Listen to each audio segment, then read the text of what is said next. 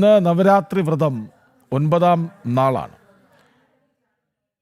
ജീവിതത്തിൽ ഒരിക്കലെങ്കിലും പോയിരിക്കണമെന്ന് എല്ലാ ഭക്തരും ആഗ്രഹിക്കുന്ന ഒരിടമാണ് കൊല്ലൂർ മൂകാംബിക ക്ഷേത്രം. ഏത് ശുഭകാര്യങ്ങൾക്കും തുടക്കമിടാൻ പറ്റിയ സ്ഥലം എന്നാണല്ലോ. ഇന്ന് പുത്തൻപുലരി പ്രത്യേക പതിപ്പാണ്. കൊല്ലൂർ മൂകാംബിക ക്ഷേത്ര നടയിൽ നിന്ന് അവിടെ അരുൺ കൊടുങ്ങൂരും ശില്പയുമുണ്ട്. അവരിലേക്ക് പോകാം. അരുൺ, ശില്പ, ഗുഡ് മോർണിംഗ്. അവിടെ നിന്നാകാം ഇന്നത്തെ പുത്തൻപുലരി.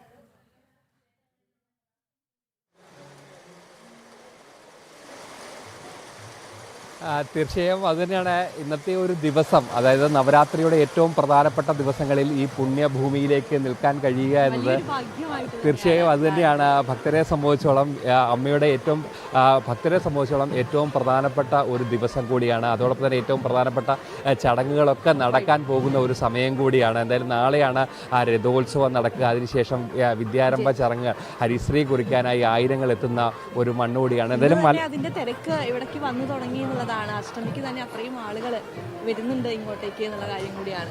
ഈ കേരളത്തിന് പുറത്തേക്ക് മലയാളികൾ എത്തുന്ന ഏറ്റവും പ്രധാനപ്പെട്ട ഒരു ക്ഷേത്രം കൂടിയാണ്.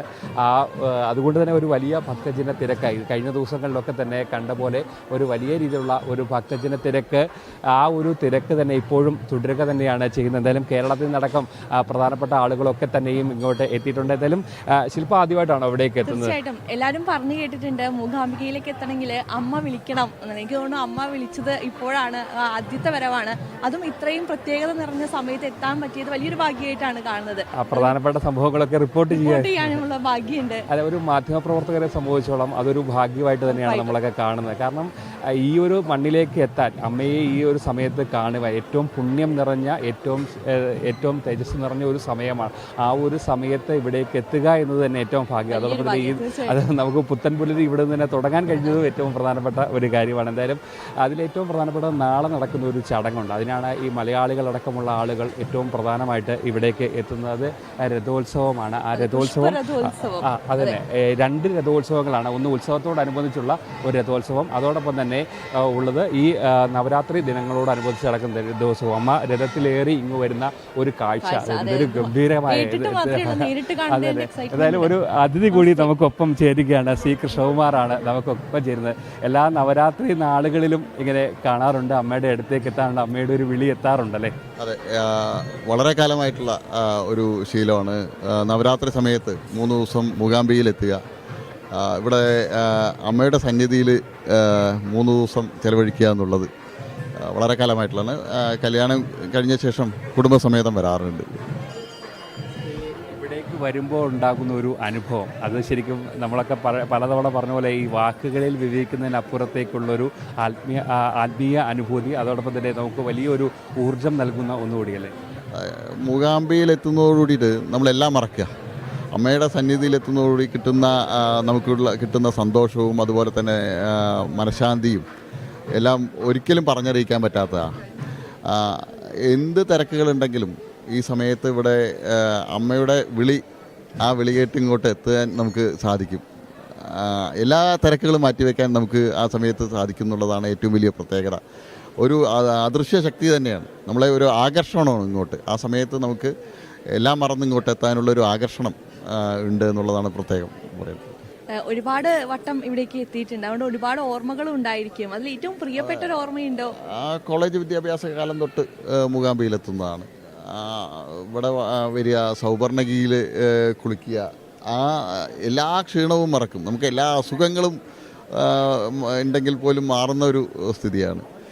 അത് വ്യത്യസ്തമായിട്ടുള്ളൊരു അനുഭവമാണ്. നാളത്തെ ഒരു പ്രധാനപ്പെട്ട ഒരു ചടങ്ങ് എന്നത് ഈ പുഷ്പ രഥോത്സവമാണ്. 2 രഥോത്സവങ്ങളാണ് നടക്കുന്നത്. എന്തായാലും അമ്മ കനിഞ്ഞ് അനുഗ്രഹിച്ച് നൽകുന്ന ആ നാണയം കയ്യിലേക്ക് കിട്ടുക എന്നത് ഒരു ഭക്തനെ സംബന്ധിച്ചുള്ള ഒരു മഹാഭാഗ്യമല്ല.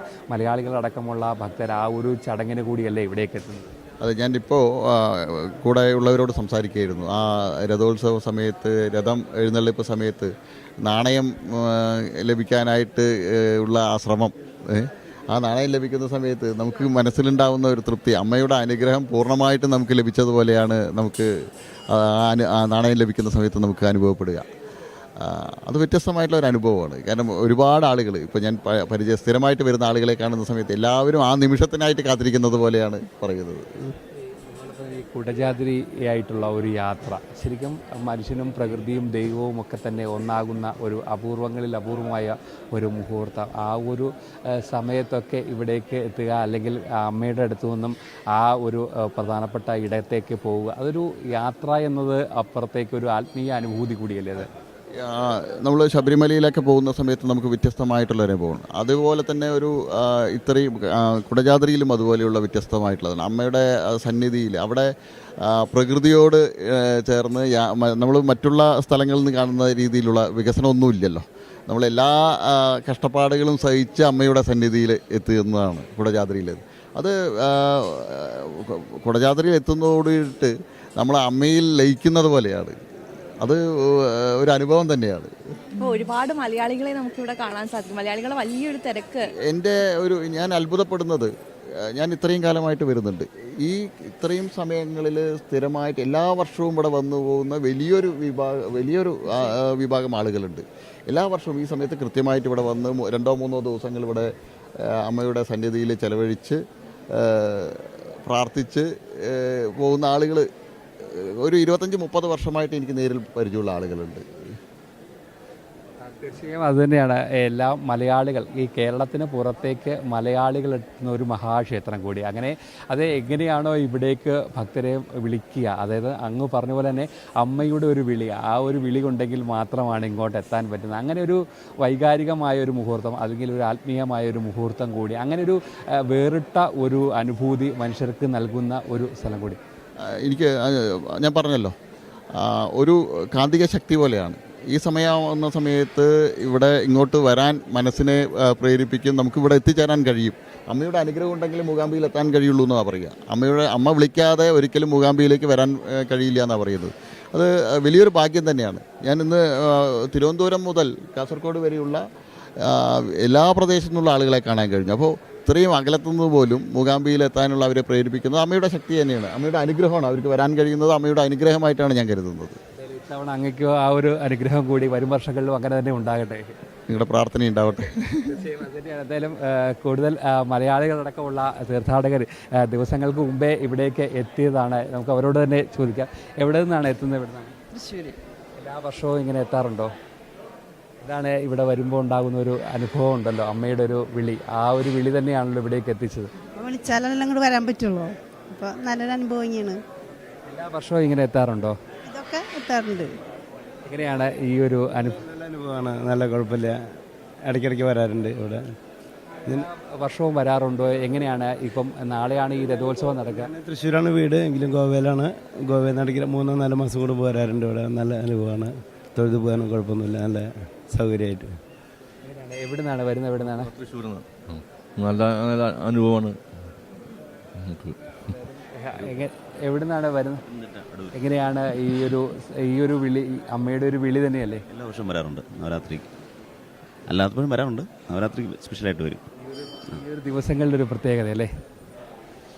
അത് തന്നെയാണ്. എല്ലാ ആളുകളും ഈ ഒരു ദിവസത്തേക്ക് തന്നെയാണ് ഇവിടേക്ക് എത്തുക എന്നുള്ളതാണ് ഏറ്റവും പ്രധാനപ്പെട്ടതായിരിക്കും. ആ ഒരു ഭാഗ്യം സിദ്ധിച്ച ആളുകൾ കൂടിയാണ്. അങ്ങനെ ഒരു വിശേഷണം കൂടി കൊണ്ട്. കാരണം നമ്മളുടെയൊക്കെ യൂട്യൂബുകൾക്ക് അടിയിലേക്ക് വരുന്ന ഇവിടുത്തെ ഓരോ വീഡിയോ ഇടുമ്പോഴും അവർ പറയുന്ന ഒരു കാര്യമുണ്ട്, ആ അമ്മയുടെ ഒരു മണ്ണിലേക്ക് ഒരു തവണയെങ്കിലും എത്താൻ കഴിയുക എന്നുള്ള ഒരു വലിയ കാര്യം. ഞാൻ കഴിഞ്ഞ ദിവസം അമ്മയോട് സംസാരിച്ചപ്പോൾ എൻ്റെ അമ്മ എന്നോട് പറയണം, ഞാൻ ഇത്രയും വർഷമായിട്ട് എനിക്ക് എത്താൻ പറ്റിയിട്ടില്ല, നിനക്ക് അവിടെ എത്താൻ പറ്റിയതിൻ്റെ ഭാഗ്യമാണ്. അത് തന്നെയാണ്. ഞാൻ മാഹിന്ന് വരികയാണ്. വർഷങ്ങളായിട്ട് ഇവിടുത്തെ ഒരു ഭക്തനാണ്. അമ്മയുടെ വിളി വന്നു കഴിഞ്ഞാൽ എങ്ങനെയെങ്കിലും ഇവിടെ എത്തിച്ചേരുക എന്നതാണ് ലക്ഷ്യം. ഒരു വലിയ പ്രതിസന്ധിയിലേക്കായിരിക്കും ആ ഒരു സമയത്തുണ്ടാകും. പക്ഷേ ആ ഒരു സമയത്തൊക്കെ ഇങ്ങോട്ട് വന്നാൽ കഴിഞ്ഞാൽ ആ ഒരു പ്രതിസന്ധികളൊക്കെ മാറി ഏറ്റവും മനസ്സിൽ ആ ഉൾവിളി വന്നു കഴിഞ്ഞാൽ എല്ലാ സന്തോഷമായി ഇവിടെ എത്തുക എന്നുള്ളൊരു ലക്ഷ്യം മാത്രമാണുള്ളത്. അങ്ങ് എവിടെ നിന്നാണ് വരുന്നത്? മാഹിന്ന് തന്നെയാണ്. ഞങ്ങൾ എല്ലാ വർഷവും വരാറുണ്ട്. അമ്മ വിളിച്ചാൽ ഉടനെ എത്താനുള്ള സൗഭാഗ്യം ഒരു വലിയ കാര്യമാണ്. ഇവിടെ എത്തിച്ചേരുക എന്നത് തന്നെ മഹാഭാഗ്യമാണ്. ആ സമയത്ത് എങ്ങനെയായാലും ഇവിടെ എത്തും. ഞങ്ങൾക്ക് എല്ലാവിധ ഇതും കിട്ടും. വർഷങ്ങളായിട്ട് 10-35 വർഷങ്ങളായിട്ട് ഞങ്ങൾ ഇവിടെ വരുന്ന ഒരാളാണ്. അതൊരു വലിയൊരു പ്ലസ് പോയിൻ്റ് ആയിട്ടാണ് ഞങ്ങൾക്ക്. കാണുന്ന ഈ രഥോത്സവം, ആ ഒരു രഥോത്സവമാണ് ഈ നവരാത്രി ദിവസങ്ങൾ ഉത്സവത്തോടനുബന്ധിച്ച് രഥോത്സവം നടക്കുന്നുണ്ട്. അതോടൊപ്പം തന്നെ ഇപ്പോഴും നടക്കുന്നുണ്ട്. ആ രഥോത്സവത്തിൽ അങ്ങനെ അങ്ങ് പങ്കെടുക്കുമ്പോൾ സർവ്വതും മറന്ന് അമ്മയിലേക്ക് നിൽക്കുന്ന ആ ഒരു നിമിഷം, അത് നമുക്ക് എങ്ങനെയൊക്കെ വിവരിക്കാൻ പറ്റുമോ എന്നറിയില്ല. പക്ഷേ അതൊരു വലിയൊരു അനുഭവം തന്നെയാണ്. വലിയൊരു ഊർജ്ജം. ഞങ്ങൾ പങ്കെടുക്കുന്ന ആളുകൾ അറിയാം, സ്ഥിരമായിട്ട് കഴിയുന്നതും പങ്കെടുക്കും. എല്ലാ വർഷവും ഞങ്ങൾക്ക് കിട്ടുന്ന ചാൻസ് ഉപയോഗപ്പെടുത്തിക്കൊണ്ട് കൂടി എത്താറുണ്ട്. അത് വലിയൊരു ഞങ്ങൾക്ക് എനർജി തരുന്ന ഒരു സംഭവമാണ്. ഇത് മാനസികമായിട്ടും ശാരീരികമായിട്ടും വലിയൊരു എനർജിയാണ്. അത് പറഞ്ഞറിയിക്കാൻ പറ്റാത്തൊരു സംഭവമാണ്. അതാണ് ഇവിടുത്തെ വന്നു കഴിഞ്ഞാലുള്ള ഗുണം. അത് തന്നെയാണ്. എന്തായാലും എല്ലാവരും പറയുമ്പോൾ ഈ മഹാഭാഗ്യം എന്നുള്ളൊരു വാക്ക് എത്രയോ തവണയായി അത് തന്നെയാണ് നമുക്ക് ഈ പൂർവ്വജന്മ സുഹൃതം എന്നുള്ള ഒരു വാക്ക് തന്നെയാണ് നമുക്കും യോഗം തന്നെയാണ് അമ്മയുടെ മണ്ണിലേക്ക് എത്തിച്ചേരുക എന്നുള്ളത്. എന്തായാലും